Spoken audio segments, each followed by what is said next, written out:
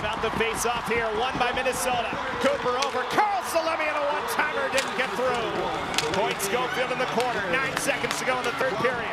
Carl sends it up top, Cooper shoots it, same thing, just missed, rebound in front, and missed, and it's over, and Montreal survives, and has a 2-1 series lead.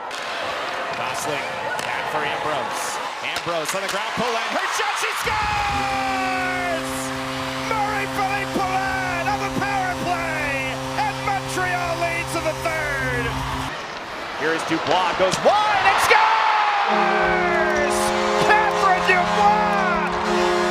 Gives it back for Morin, walking to the middle, Morin shoots and scores!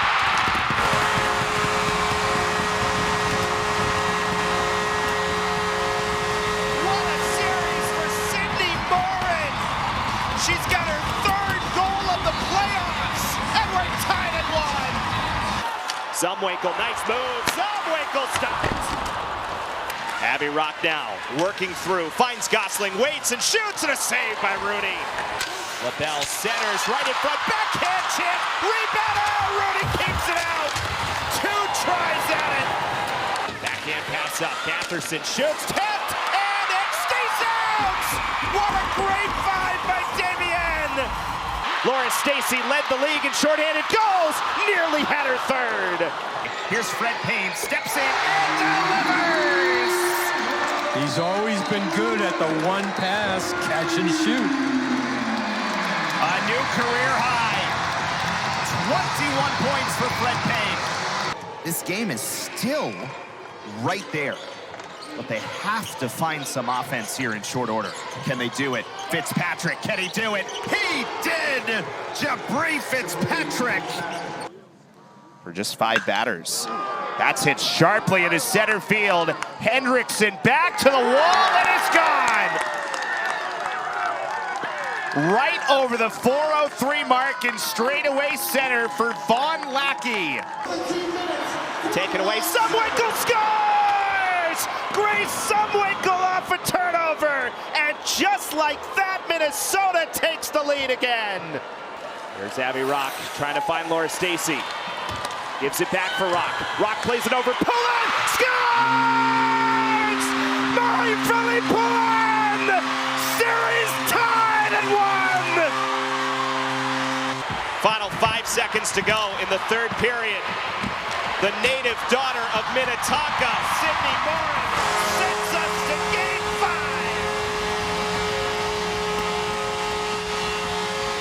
5. Is there one final rush up the ice? Here is Richard coming through. Richard, it's poked off. He gets it back, chance from the outside, whistles wide. 3 seconds to go. Janvaria shoots, it's blocked. Mission Merrimack is complete. The Warriors are Hockey East champions.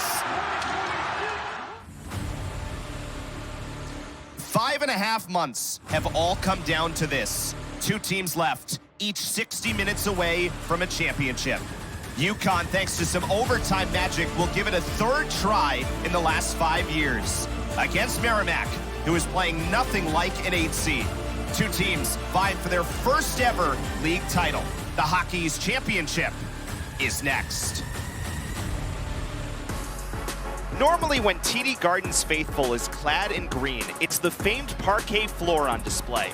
But tonight, the Emerald Wave UC is for the Boston Fleet, who are set to host their maiden Causeway Street voyage.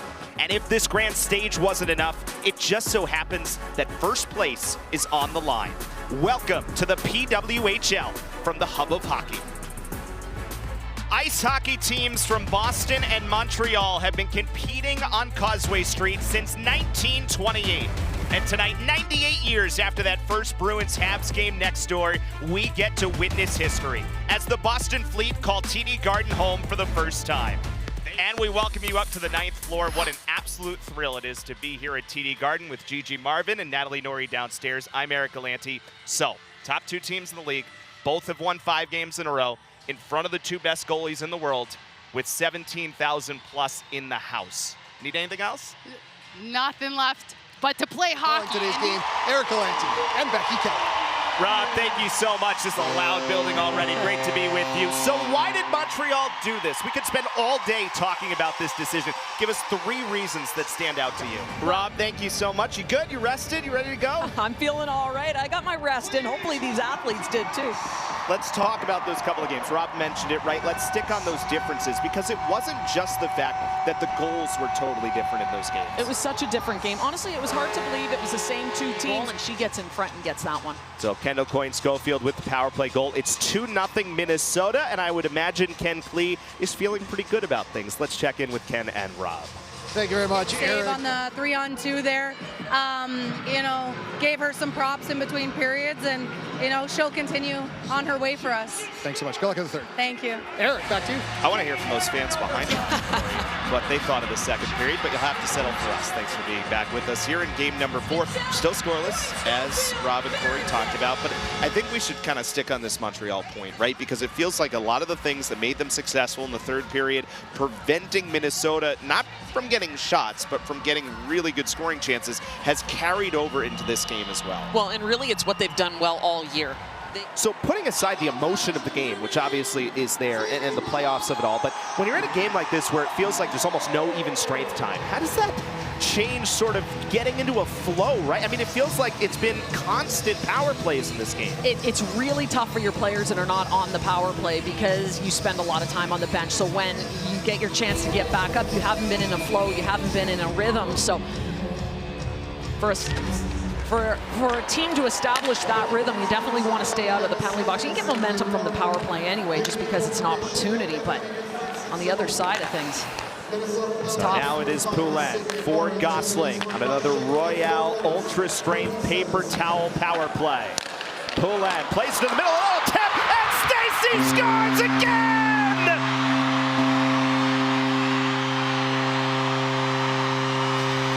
Laura Stacey with the hat trick, and we're tied at 4. Well, here they come. The hats are coming onto the ice. Laura Stacey with the hat trick. The power play goal, so now it's Montreal's turn to respond right away. As Poulin takes a look, throws this one in front. You know she's just looking for that stick. She can see the stick, just looking for that quick little tap. She gets the tap from Rock, the follow-up from Stacey. Montreal is back to knotted even. So now if you're Montreal, your goal is do not let them come right back down the ice and pop another one within a minute. I think the speculation was this would be a high-scoring semifinal as well. These 2 teams, you got Minnesota on one side, never had a problem scoring goals. Of course, Montreal now firing on all cylinders, all their players back. They don't have a problem scoring goals. As Poulin says, let's go, let's keep it going.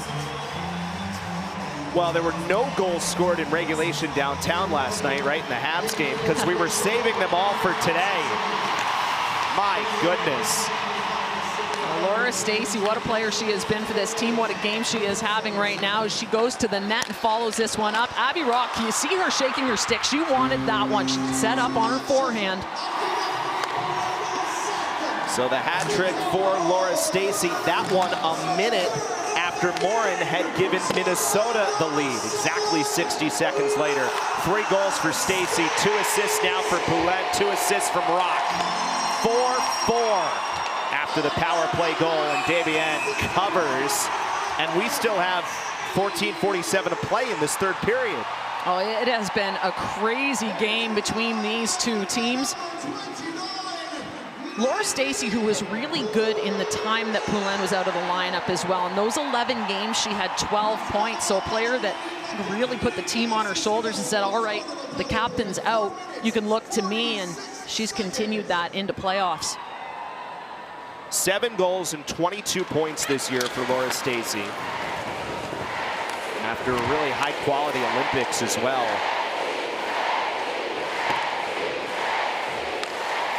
Thought it was amazing, as we said. Led the league in shots last year, led the league in shots again this year. Last year had 112 shots, this year 113. Definitely the shooter's mentality, absolutely. Gives herself the opportunities, though, gets in positions to shoot.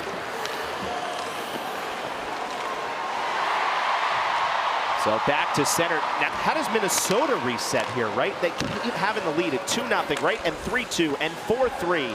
And now all of a sudden in a fight in a tie game. Well, this seems to be the kind of game they like to play in, though. They're a goal-scoring offensive team. They like to play a run-and-gun game, so I don't think this one affects them at all. I mean, when the game gets to this point, they don't normally lose. In the regular season this year, when they scored 3 goals, they were 15-3. They only had 1 win all year when scoring 2 goals or less. When they got to 3, they usually won. For the highest scoring offense in league history at over 3 goals per game.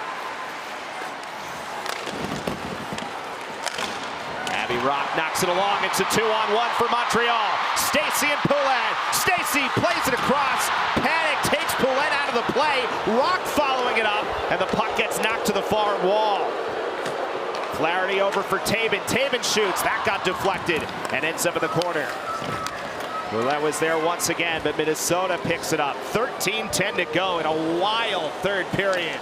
Game tied 4 apiece. How about Kelly Panic? Leads the league in points, in goals, but it's the 200-foot game. Youngbloom tried to make a little move around Batherson. Good play by the Minnesota defender. Heisey got it forward for Knoll. Scored the first goal of this game way back when. Batherson again tried to come across for Himlarova, and it was broken up by Mlinkova. Youngbloom now taking it through. Tried to lead pass forward, but it's covered by Rooney. And we will reset. 12:32 to go in the third period. The first playoff hat trick in league history belongs to Laura Stacey. So make that an 8-0 run. Donald Hand and Fred Payne each with 21 points.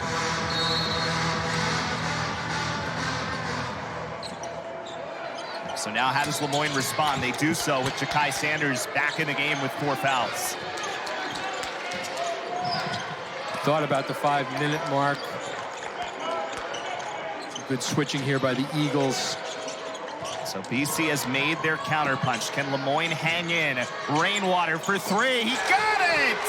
Tennessee Rainwater! Yeah, even his teammates are saying, where did that come from? It just hasn't been there all season, but he is feeling good about his 3-point shot. As you said, only 4 of 5 from 3 all year. Here's Hand, that's a 2, and that is good. Donald Hand has found his shot on a Sunday afternoon. He sure has. And a couple of answer baskets from Hand. You know, put aside what it means in terms of the greater context. For someone who has worked as hard as he has, who's in the gym as much as he has, I mean, we all know that is, I know that was a 2 right there. We all know that's not a 17% 3-point shooter. Not at all. At some point, as the great Bill Parcells said, you are what your record is, but to his credit, he has found it today, and that's got to feel so good for him. 8 for 17 from the field, 3 for 6 on threes. Here's Payne, that was a little short from deep. And Rainwater gets a long rebound. Still a 4-point game here, folks. 4:35 to go. Mosquera, that was a little bit of a heat check. BC can slow things down. That's where Chase Forte's just got to direct this team in the half-court area. Forte, a lob inside. Hastings does make the catch well against Rainwater. Adjusts himself, finds Kapke. Good extra pass for Hand. Yeah, good inside-out extra.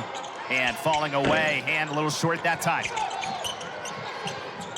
Down to Jackson with 4 minutes to go.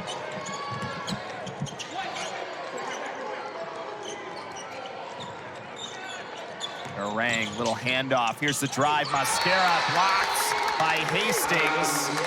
It'll stay here with Lemoyne. When we come back with 3:49 remaining in the second half. So BC has gone on their run, and it's been 23 points from Donald Hand Jr. 3 from deep, 8 of 18 from the floor, and BC by 4.